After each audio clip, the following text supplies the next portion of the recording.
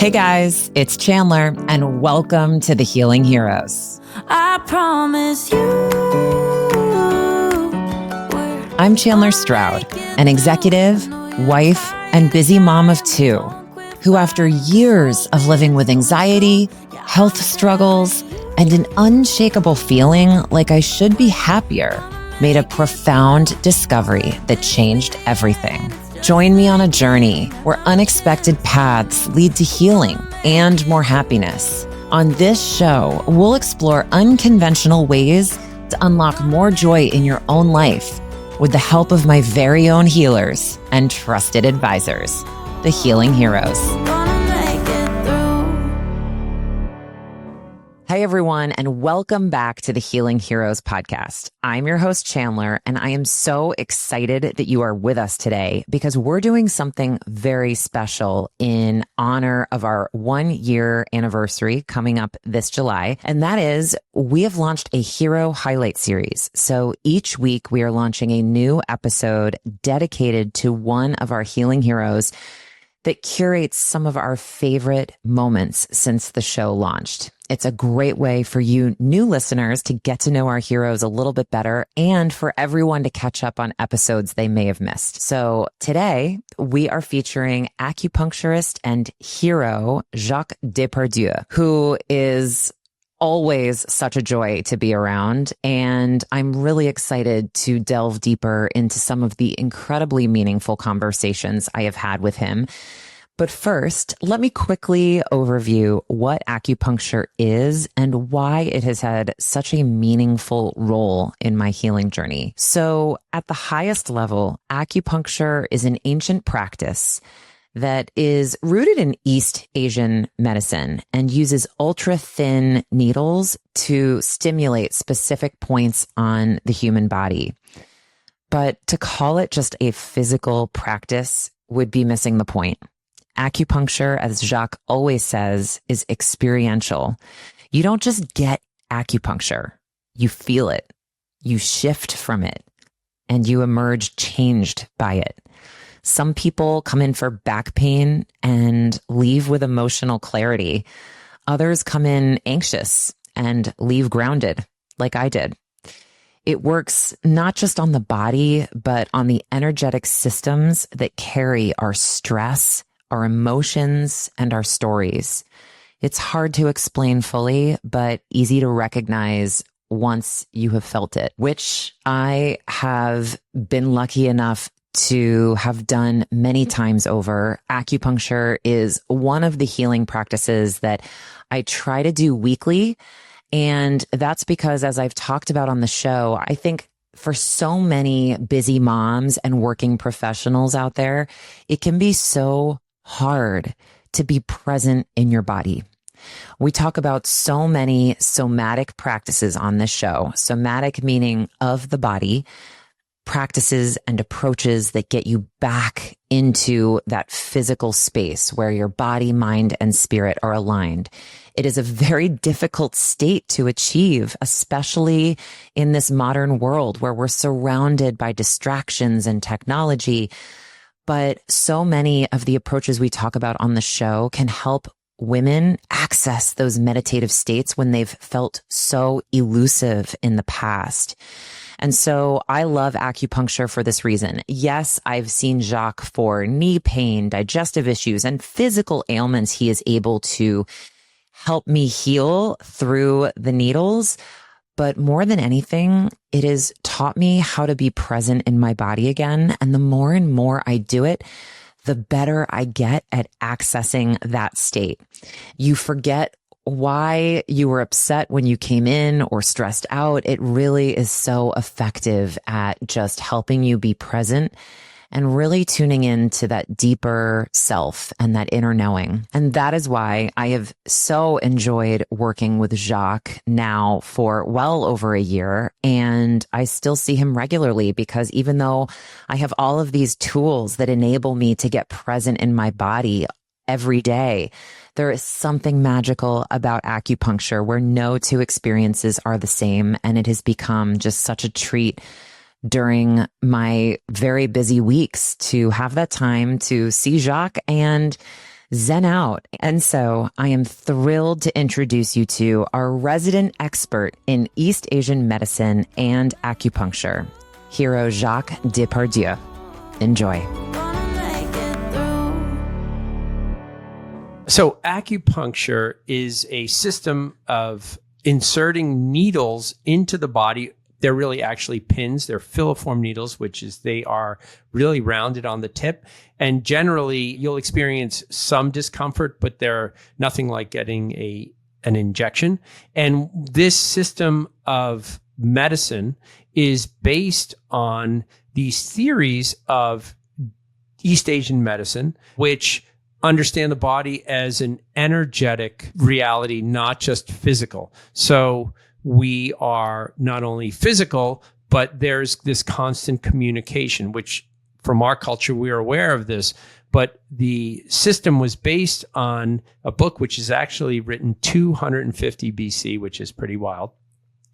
And still to this day, we can see that when we affect certain points on the body with these pins, that we get a result, which is Chandler, your experience was a classical acupuncture system of meridians where your lung and heart meridian on your left arm were connected to your gallbladder and bladder meridian on your right arm. Okay, so we're not going to get complicated with that. What we're going to do is really understand and explain that this system, when practiced, will enhance people's not only physical experience, but also there are mental and emotional changes that are occurring. And that is based on this theory or idea that nothing is separable, that body, mind, and spirit are whole. Traditional Chinese medicine is a holistic medicine, which is always taking into account that our physical, mental, and emotional experiences are always happening together. And there are communications between the meridians, between the organs, between our thoughts and feelings. And when there is difficulty, then, you hear somebody say, oh, that's an energy blockage. Then that's the expression of when that release of energy where it's blocked, whether it's in your knee from a pain or in your chest because somebody was really nasty to you. And everybody knows that feeling, like where they feel like heartache and then all of a sudden they cry and then afterward it's lifted. That's what we're talking about here. What's fascinating about acupuncture is it's experiential. It's just similar to a sunset on the beach. The way that I practice is to support the body to communicate within itself, within that particular individual. If you can assist the person to experience a state, it's kind of like if you meditate, if anybody meditates, it's very similar to someone who's meditated for, let's say, 6 months, an hour or two a day. You can start to experience that. Acupuncture is a shortcut to that, at least the way that I practice. And in that state, generally the person is more consciously aware of being in their body than in their mind. We're constantly directing our thoughts and feelings, whether we're aware of it or not, to being in a state of either thinking about the past or projecting into the future, our schedules, our agendas, what we have to do, right? And the acupuncture can help the person experience being in their body without those thoughts and feelings happening and directing them. And that sounds so simple and so obvious, but when you experience it, you can completely change the way your body reacts to food. You can change the way your body's experiencing pain. You can change the way your body is experiencing a headache because the tension in your body leaves. And for lack of a better way of communicating it, the body has a memory, and just like our mind. And when that is disengaged, then the way we're experiencing tension, whether it's in our jaw, whether it's in our chest, whatever that way, whether it's physical, mental, or emotional, kind of breaks the chain of memory. And that's what happened, Chandler, with you with those pins.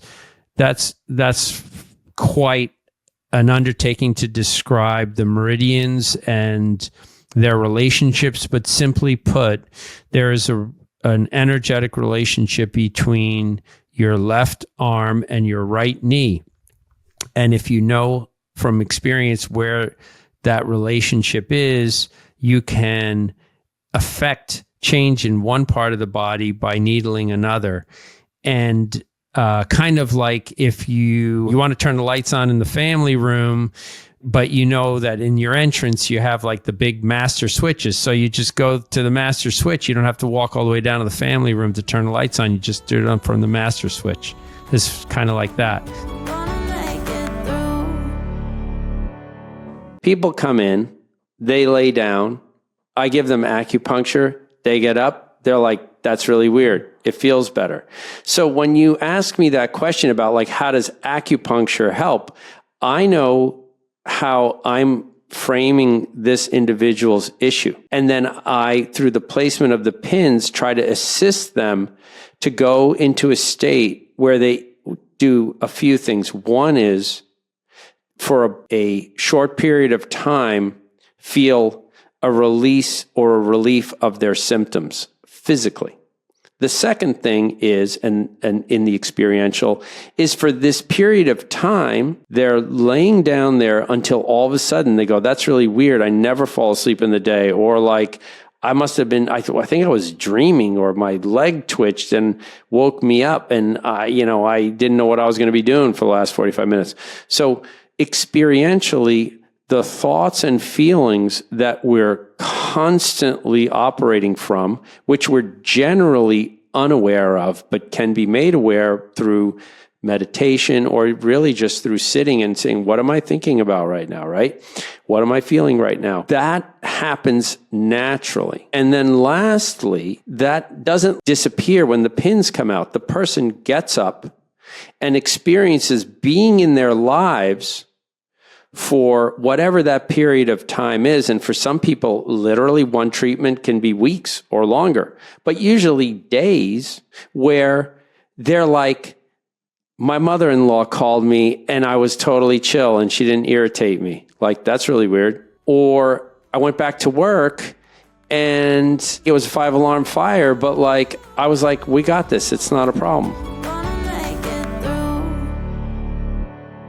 How do you think women can distinguish between, use the example of the corporate office, where they're feeling like they're creating in that setting versus they're doing it for some other reason? Like, what are your thoughts on how women can start to understand if they are in tune or in touch with that inner knowing? Really, it comes down to, first and foremost, and that's what we talked about with the acupuncture, experiencing your moment from a place where you realize you're choosing what you want to do with your life. Like, my kids, we joke around, but I'm like, you don't have to go to school, right? I don't have to go to work, and you don't have to go to work either. And people are like, what are you kidding? That's a joke. Like, I'll get fired, I'm like going to get kicked out of school. No, but you actually don't have to go to work. You choose to go to work. So the first thing is realizing that you choose your life. Like, you choose, right? You choose how you want to be with your children, if you have any. You choose how you want to be with your sick. And the thing is the first step is realizing that you are the creator, that you take action. If your life is just reaction, unfortunately, that's what's going to happen. So the first is you're like, wow, this guy's annoying me. It's my choice. Okay. And like, I feel like reacting, so fine, but I'm aware of that, right? So bringing this kind of awareness into the workspace might make you quit your job, or it might make you work twice as hard. It's one of these things where we realize that there are certain kind of norms and habits, but we go into them. And then once we change them, then we change the way we're looking at it. We can be way more creative in an office than in in an art studio, and most people like, totally. And most people actually. like, what do you mean by that? Like, because the person in the art studio is tormented and they're like, they have to be like this and you can't touch my paint. And, and then the person in the office is like, hey, you know what? Like, that's a really great idea. I love that idea. Let's run with that idea. Like, nothing is created in life unless it comes from thought first, right? And look at how, creative we can be on like just a project, or just like what you're doing with this. This is true creativity, right? Yeah, that's why I'm having so much fun with it. But it's not just the office, it's everything. It's when you're shopping, it's when you're driving, when you come from a place of inner self-worth, the way that you operate in life and the way that you see everything changes. It's work, but it's worth it. Yeah. So this show and all of the different modalities on it, in one way or another, can assist individuals to realize what they'd like to change in their life and how they can go about changing that in the ways that seem they're more inclined to use, whether it is a more intuitional based practice, a more psycho-spiritual based practice, a more spiritual based practice, whatever that is that you're personally inclined to, if it leads you to a place where you can get to look at your life and decide, this works for me and this doesn't, and I don't like the way I'm experiencing feeling overwhelmed, I'm going to change that. I don't like the relationship I have and how I think of myself and look at myself, or how I am with my family, then that's the way to go. And simple suggestions from me, are spending more time in nature, doing stuff. Look what's behind me right there, right? Music. Yeah. So I think I might have said this, the most powerful medicine on the planet, in my perspective, is nature. And the second one that people use every day is music. And the thing is a lot of people don't necessarily use music for healing, but it's still an expression. But we can use music, not only, we don't have to become musicians because we can appreciate it listening to it, but we can change the way we're experiencing that moment through sound. Some people like to make puzzles. Some people like cooking. But if it can be done with awareness and intention in this way that you're actually connecting to your life, to your joy, and to what your experience in the moment is, and it brings you this sense of fulfillment. And that's another thing I get into, is value fulfillment. What do we value and how does it fulfill us? I think so many people do not experience something that fulfills them and do something that they feel has value every day. That is really unfortunate, like really seriously unfortunate. And it can be done so easily, even if you're just like going around with a little coloring book and color for 15 minutes,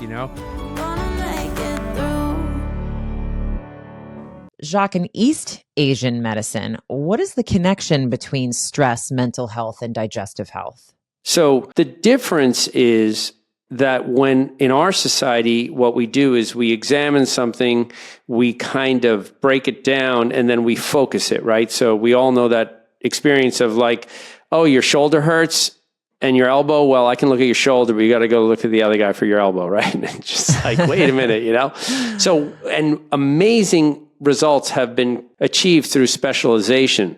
But in our particular society, when it comes to digestion, it's really focused on solely in a way of like what creates digestive issues, inflammatory responses in the body, imbalances in our digestive enzymes, cellular irritations along our GI tract. Okay. So the difference is this, that when someone in East Asian medicine observes any issue, specifically digestion, they are looking from a framework of all the associations of what inflames or irritates that digestion, not just the specific foods, but, simply put, who, what, when, where, how.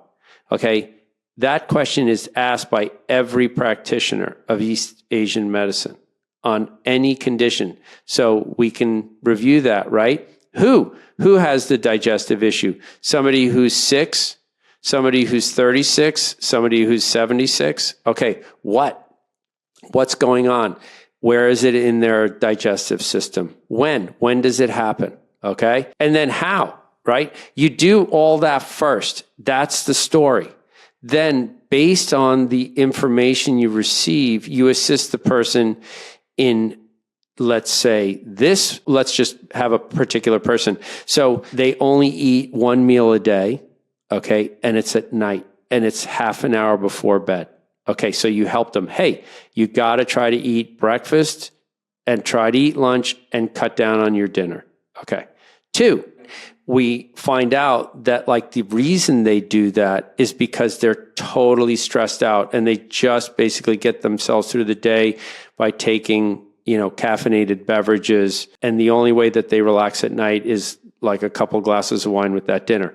So then we help them in the morning to try and take something that's more relaxing. We start to address their emotional response, right? And then we try and assist them with herbs and with acupuncture to experience that day in a different way. And then suddenly, all of a sudden, that individual, all of a sudden is like, you know what? I only took my over-the-counter acid reflux medication once. And now that I'm eating in the daytime, I absolutely don't need to eat so much at night. I've cut my portion to like a quarter, and like, I don't even need the glass of wine. And then all of a sudden they're like, this is crazy, but like my sleep is better. I'm having a bowel movement when I wake up in the morning. And I generally feel like less aches and pains. I know you've been practicing for over 20 years and you've seen all sorts of things. You understand your patients on an incredibly deep level. I'm curious what sorts of ways you've seen women in particular reconnect with themselves as a result of your work. And I think specifically, how do you think busy moms and women most need to heal based on your experiences with patients? That is the most important question for me to be clear about. Women are really the foundation and the creators of community. Women and children, I personally believe from my experience, are what creates community. Women have this natural, intuitive state within them. And there's this knowing. And children have it too. And so what I find often is that regardless of what women are coming in for, often, and you just said it, busy moms, often people in our society think of like, oh, wow, she is like, she's got such a nice house and they have lots of money and, she just gets all the help she wants or whatever. They make this assumption like, oh, life is so easy. But actually, it doesn't necessarily mean that life is easy. But what I want to point out is that when women connect to that inner knowing within themselves, when they look for what they really truly value, and that's an individual experience, but there is a general seeking of community, of kinship, of supporting themselves if they're so inclined to have a family and they have the ability to do that, supporting their children in that way. So it's often for women trying to connect to that inner knowing, because so many women experience trying to be 2, 3, 4 different personalities at the same time, and all at the same time.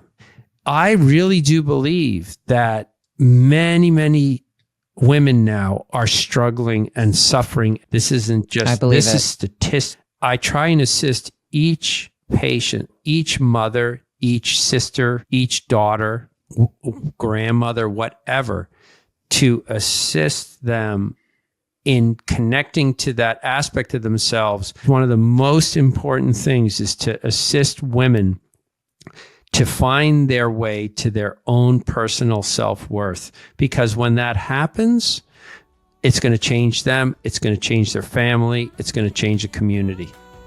And then they'll connect together.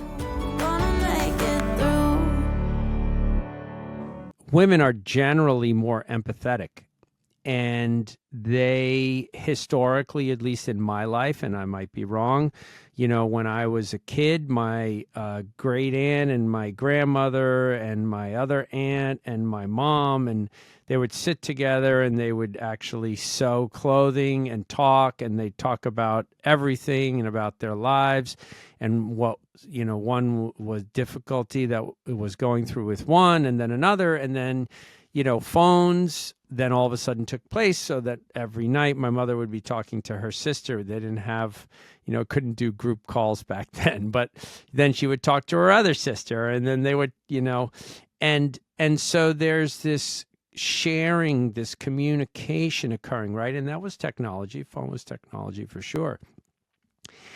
And now what I see happening, and that's why I'm alluding to women, is it is so difficult to separate ourselves, at least I feel the same way, from our consciousness, and not just like our thoughts, but our emotional realities being in 4 or 5 places simultaneously. Okay, so, and I'll speak for myself, which is I'm at work, my daughter texts me and says she's feeling sick. My son, just got in a fender bender.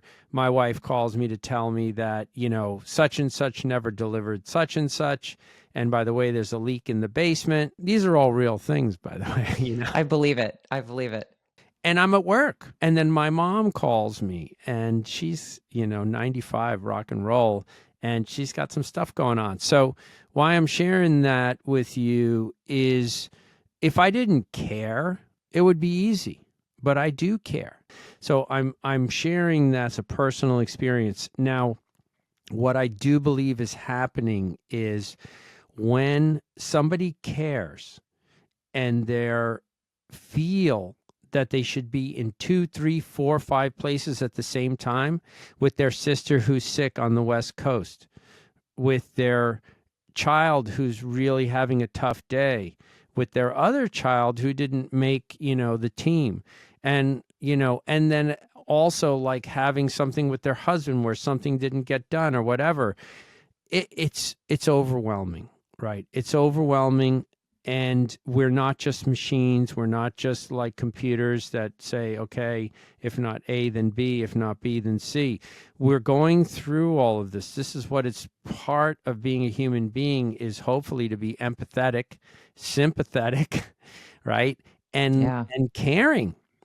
And we're supposed to also, you've used that word before, but we're also to be productive, right?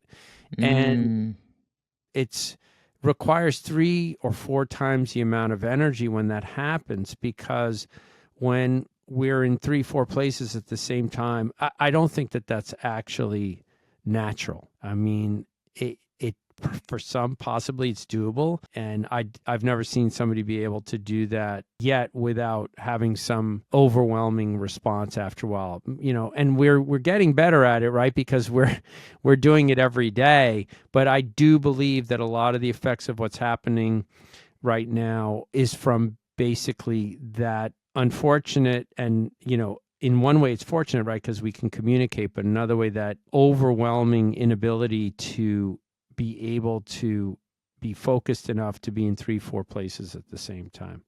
So I think for women, that's one of the things that's probably one of the biggest struggles, is that sense of wanting to be there and not being able to be completely.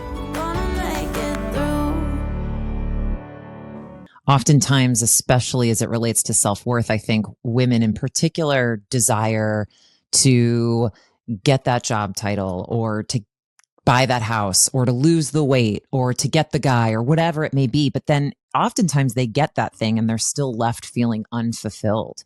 So as we think about desire, I think it's really important to focus on the feeling. What do you desire to feel? And don't worry so much on what not the outcome, but the results or external showing of that feeling is, because the universe is going to collaborate with you to create that. But what really matters is what's the core of that desire. How do you want to feel? Do you want to feel peaceful? Do you want to feel joyous? Do you want to feel free? Do you want to feel safe?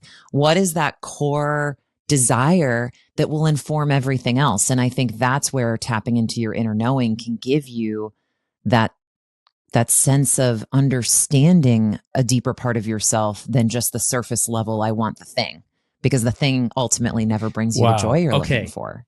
That's it. So what I mean by that is, you just touched on something which I think women are by far more aware of than most. But once we realize that we can only experience joy, it's a personal experience from within. Okay. And so events can't fulfill that. A significant other can't do that for you. A job can't do that for you. A house can't do that for you. You may experience it for a short period of time, and there are some that even a bit longer, but absolutely anything that's not within us, the only way that I am aware of to experience joy is from within. Now, that doesn't mean that my children don't bring me joy when I see them. But what they're doing is they're reminding me and activating the joy within myself. And that doesn't mean, I can't enjoy what you called a house. But you know what my house is? It's a home. Like, my house is my home. And all of us have gone into houses that are not homes. And I've also gone into, it's a personal experience. And there are relationships, there are deep, meaningful relationships. And there are people in relationships that there's no connection. So really, that going after, like you said, that title or that house or that thing, it can become really empty, okay? But if you're doing it and realizing that it's just activating that within yourself, and like the commitment to yourself will naturally lead you the commitment to your family and to the commitment to your significant other. Because basically, it's going to be challenging and there's going to be change. And that is the human condition, and we got to love it. And if you don't love that, then you're going to have a tough one. End of story. So, I generally don't speak like that, but that's it. So once you realize, hey, that's cool. And let's do this together. Right. But it has to start inside. So I really think what you brought up is probably at the core, especially in the society we live in, of most people's difficulties is we live in the United States, at least I do, and it's very driven in a material way. What we consider successful is reflected in their materialism. Okay. And, in whatever way that is. And really, it's like, there's nothing wrong with that. But when you get it from within yourself, it might change, the things that you go after.